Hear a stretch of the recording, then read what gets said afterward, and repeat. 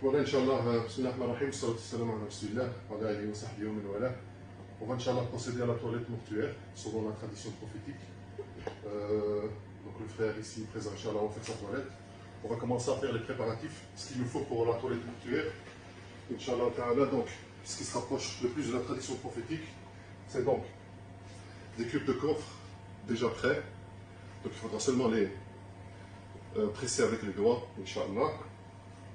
Donc le cidre moulu, le cidre c'est du jubier en français, donc ça c'est du cidre moulu, c'est ce qu'on va utiliser pour la deuxième toilette. Je vais expliquer ça, Inch'Allah, au fur et à mesure de la toilette. Donc voilà, on va utiliser donc du cidre,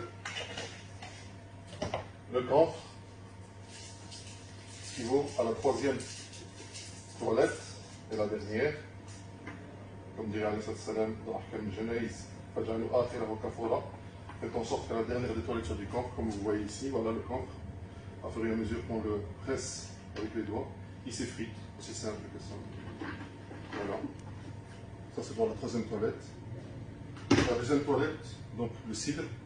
Si on n'a pas de cidre, on peut utiliser du gel douche, shampoing, savonnette. On utilise ce qui est rapproché le plus de la tradition, donc le cidre est déjà moulu.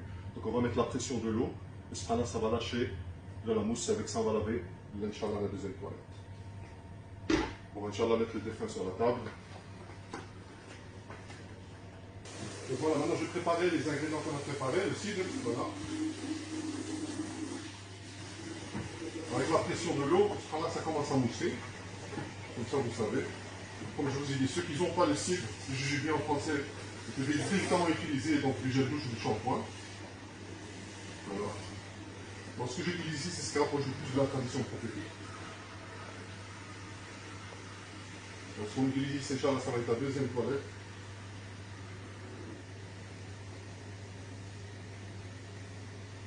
Donc la procédure de la toilette mortuaire, on a mis le défunt sur la table, donc le labo, la table d'autopsie. On a dénudé de ses vêtements. On a protégé, donc la protection de ses parties intimes pour l'homme, c'est du nombril jusqu'au genou. Pour la femme qui lave les femmes, c'est du cou jusqu'aux chevilles. Donc la femme n'a pas le droit de laver la femme, poitrine à l'air, genou à l'air, tibia à l'air. Donc c'est vraiment du cou jusqu'aux chevilles. Donc ça, les femmes qui lavent les femmes savent.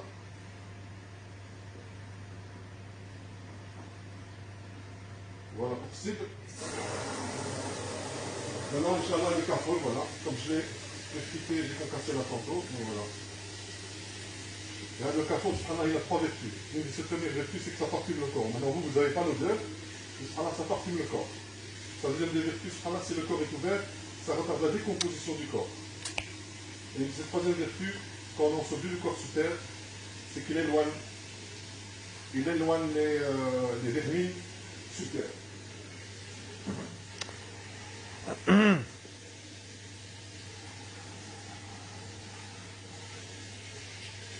Donc je vous ai expliqué par rapport à la sutra. Alors par rapport à la sutra, la première toilette, c'est quoi la procédure? Inch'Allah, donc on la step, la femme du cou jusqu'aux chevilles. On fait la première des étapes, c'est les stinja, donc les parties intimes, comme pour la prière. Comme pour la prière. Ouais. Voilà, on a préparé donc, notre matériel. Maintenant, je vous explique Inch'Allah en fur et à mesure. Voilà.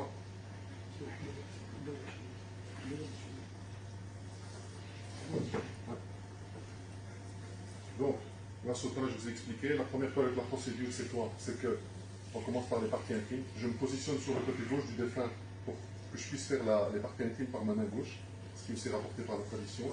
Donc voilà, on fait les parties intimes. Puis les ablutions comme pour la prière. On va faire les ablutions, la main droite, main gauche, la bouche, le nez, le visage, la main jusqu'au coude, et puis le pied droit, le pied gauche parfois. Une fois qu'on a fini, on fait la première toilette avec de l'eau pure, le massafi. C'est la même procédure que Ghusl Janaba ou la Ghusl Jumu'ah. Donc voilà, 3 fois le cuir chevelu, et puis le visage, le côté droit, on va faire la partie supérieure, et puis la partie inférieure, comme le défunt est allongé. C'est la même procédure comme si on prenait nos douches. Sauf qu'il y en a 3. Donc la deuxième, c'est Inch'Allah avec du cidre, et la troisième avec du café.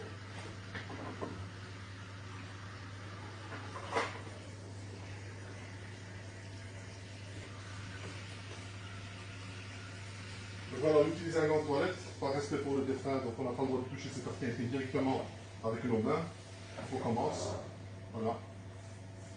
On fait les parties intimes, bien comme il faut, entre jambes, ces parties intimes sont postérieures, on regarde le gant, donc il n'y a rien qui sort Donc c'est bon, on peut s'arrêter là. S'il y a quelque chose qui sort, on doit, bon, mon assistant ici, il doit relever le corps et moi je dois obstruer avec la ouate. Donc c'est rien qui sort de l'orifice anal. Mais comme là il n'y a rien, machallah, donc on commence. Bismillah, les ablutions. On prend la main droite.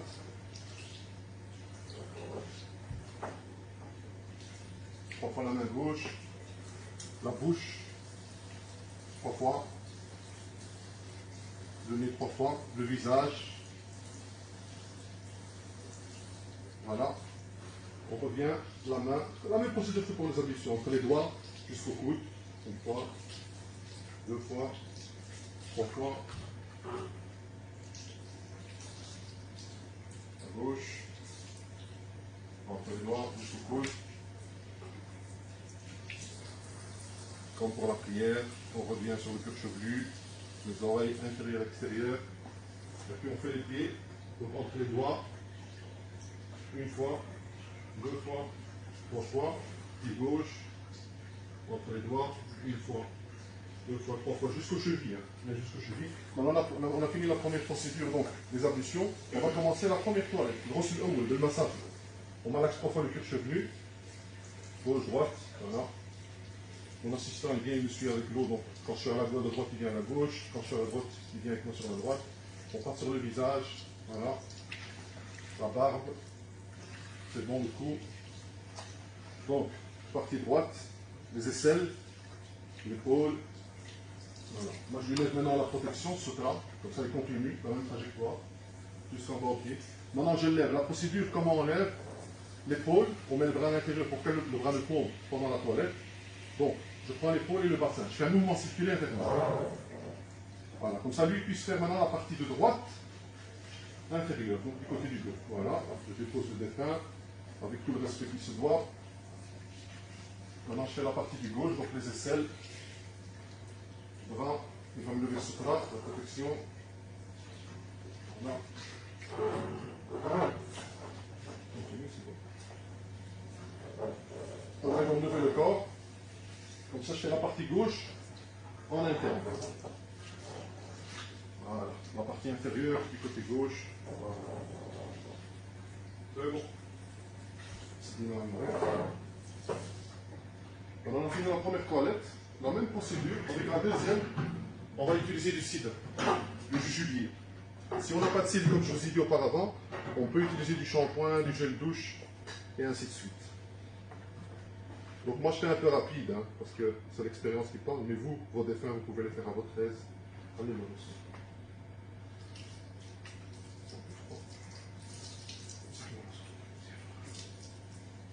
Allez, c'est la deuxième toilette, la même procédure, voilà, entre les oreilles, le visage. Voilà, c'est bon. Le cou, emmène-le là, bien là. Fais-le là. Voilà, côté droit, toujours la même procédure, voilà, stop, on le bras. Tendez à l'eau, les aisselles, voilà.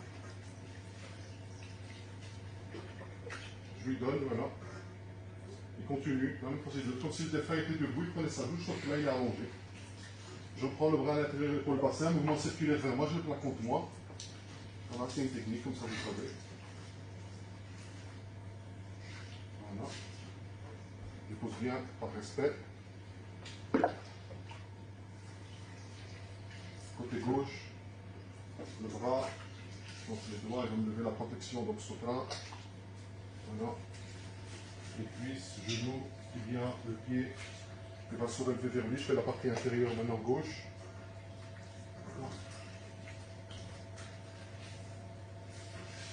Voilà. Donc vous voyez, on a fini la deuxième procédure. La deuxième étape de la toilette, c'est cidre. Maintenant, si on avait utilisé du gel douche ou du shampoing ou du savonnette, on doit rincer le corps. On fait un rinçage, qui n'est pas considéré comme étant la troisième toilette. Mais puisque là on utilise des produits naturels, donc cidre, comme le café, donc on va utiliser directement la troisième toilette qui est avec lui. Comme je vous ai dit.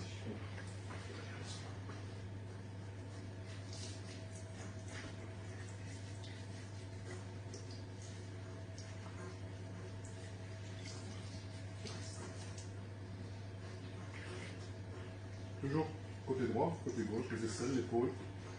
Voilà, on a une procédure entre les doigts. je lui lève ce là, donc la protection. On n'a pas le droit de voir ses nudité, comme je vous ai dit, à part s'il y a quelque chose qui coule de l'orifice anal. Je prends le bras, l'épaule, bassin, mouvement circulaire vers moi. Comme ça, il fait la partie inférieure de droite. C'est la même procédure, voilà. Dépose lentement, par respect. L'âme n'est plus là, mais le corps est là, on doit le respecter comme s'il était vivant.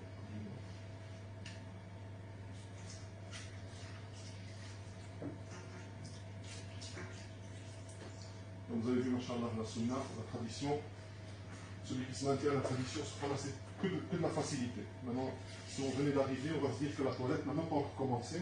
On est déjà à la dernière toilette, donc à la troisième. On n'est pas là pour faire une course contre la montre, mais pour vous dire que machallah, celui qui se maintient à la tradition, il a que la facilité. Voilà. On a fini la toilette. Maintenant, normalement, on ne l'éponge pas, on le laisse sécher. Si on était dans un état islamique, je veux dire avec la chaleur et tout ce qu'il y a, c'est qu'on le laisse sécher. Mais ici, on va, Inch'Allah, le tamponner. Comme ça, il est un peu sec.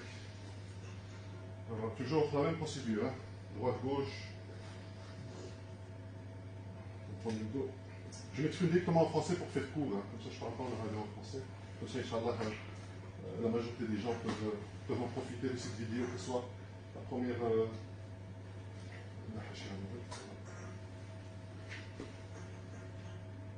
La première, c'est pour les gens de confession musulmane, comme ça ils peuvent savoir faire la toilette.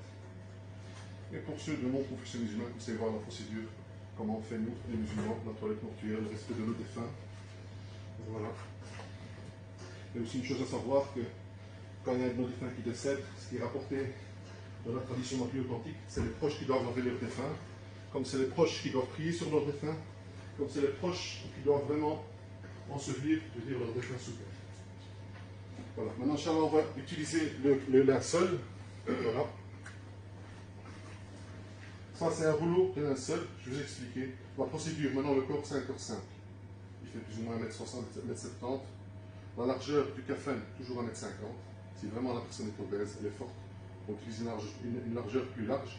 Mais sinon, en principe, les mesures, c'est quoi? C'est 1m50 sur 2m50 maximum. Donc, ça veut dire, vous allez chez les gens du tissu, vous achetez un tissu de 1m50 de large, les rouleaux qui se vendent. Sur 7m50, vous coupez ça en 3, et voilà. C'est aussi simple que ça. La seule chose qu'il faut savoir, c'est que, mais le sunna, encore une fois, la tradition veut que les kafans soient encensés. Encensés quoi? On doit mettre donc, de l'encens et le bakhar. Mais comme ici on a avec des détecteurs d'incendie et tout, il vaut mieux éviter, pas de problème. Donc moi ce que j'utilise l'encens liquide. Donc j'utilise le khor liquide. Donc le oud ou bien le musk ou n'importe quoi. J'utilise le khor liquide. Avec ça, je parfume donc le linceul. Donc maintenant, j'ai vu la taille un peu plus ou moins du défunt. Qu'est-ce que je vais faire? Ça aussi c'est l'expérience qui parle. Donc moi ce que je vais faire, je vais couper plus ou moins 1m50.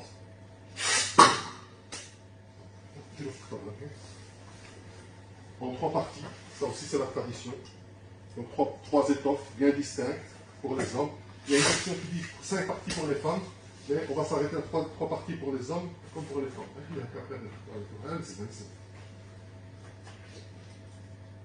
Et je vais expliquer la différence aussi par rapport aux femmes qui lavent les femmes.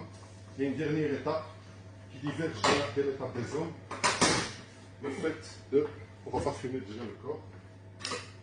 Je fais un peu rapide, hein, comme ça, Inch'Allah, pour profiter le maximum, que la vidéo ne soit pas trop longue.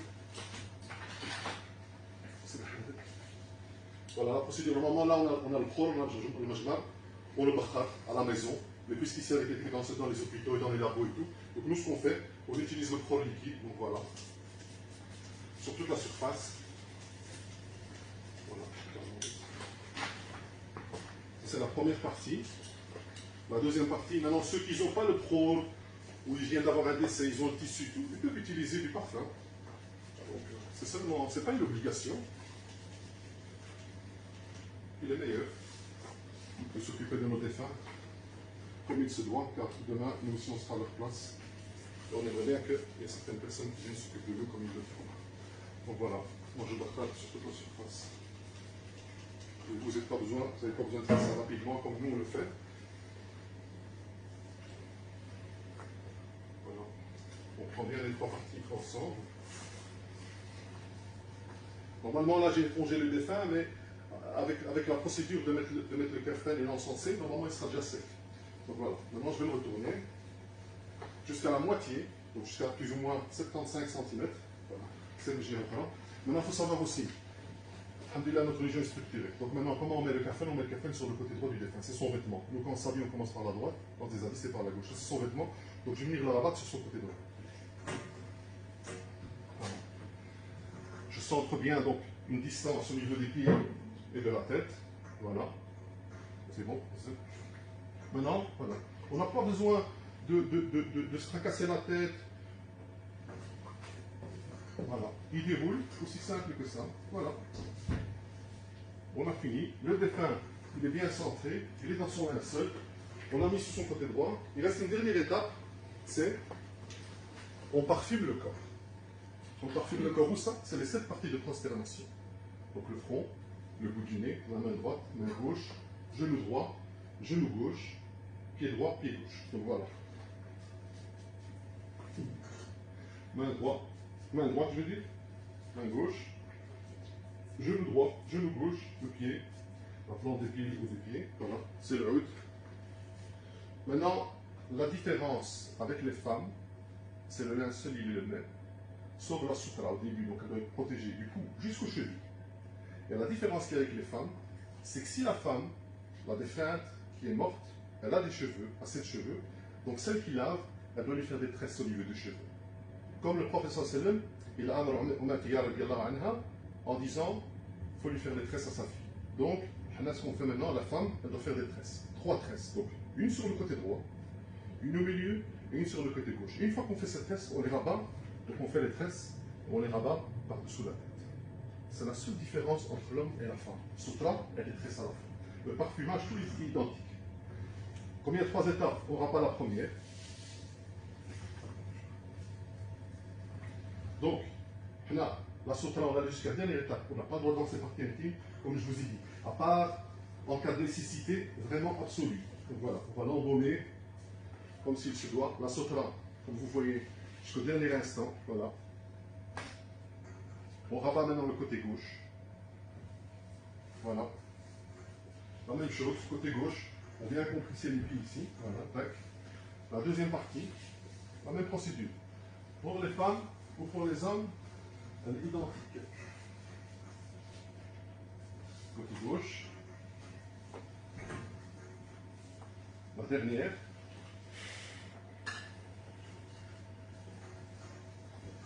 Voilà, on compresse bien. C'est comme si on lui taillait un vêtement. Voilà. Il n'y a pas de pli, il n'y a rien. Maintenant, ce qu'il y a, une dernière petite chose à savoir, c'est que on doit mettre les petites cordelettes, les petites bandelettes. 3, 5, 7, 9, ça dépend. Donc 3. Une au niveau de la tête, une au niveau du bassin, une au niveau des pieds. Moi, je vais la mettre symboliquement, mais je vous explique pourquoi je ne vais pas la mettre. Voilà. Donc on fait une bandelette ici, on fait le nœud, une au milieu, on vient avec celle du milieu ici, au niveau du corps, au niveau du bassin, on fait un nœud, on ferme, et puis la troisième, ici, au niveau de la tête. Donc on vient, on ferme, on fait un nœud ici au niveau de la tête. Les bandelettes, pourquoi on les met? On les met, leur sagesse, c'est quand on porte le mort sur le brancard, sur le mahmel, pour que le fait ne s'ouvre pas. Mais il faut savoir, la tradition, elle veut qu'une fois qu'on a enseveli le corps sur terre, avant de remballer la terre sur lui, on doit dénouer les nœuds. Mais comme ici on est en Belgique, et le corps va partir dans son cercueil, parce qu'il veut être rapatrié dans son pays d'origine, donc on ne met pas les bandelettes. Parce que qui va les dénouer dans le cercueil? Il n'y aura personne, donc on ne les met pas. Maintenant, s'il y a des familles qui veulent retirer le cercueil au pays, on les mettra, mais ils prendront la responsabilité de les retirer une fois qu'ils ont ouvert le cercueil. Et si jamais ils ouvrent le cercueil, voilà. Sinon, si c'est une inhumation locale ici en Belgique, là on met les bandelettes, comme ça, quand on va le retirer, on va l'enterrer directement dans le sol, dans la terre, et là, avant de fermer la tombe, on pourra diminuer. Maintenant, je ferme bien son visage, comme vous voyez. Droite-gauche, droite-gauche, droite-gauche, droite-gauche, comme je l'ai dit. Une bandelette ici, et voilà. La toilette mortuaire est clôturée. الله يتقبل من الجميع. السلام عليكم ورحمة الله وبركاته.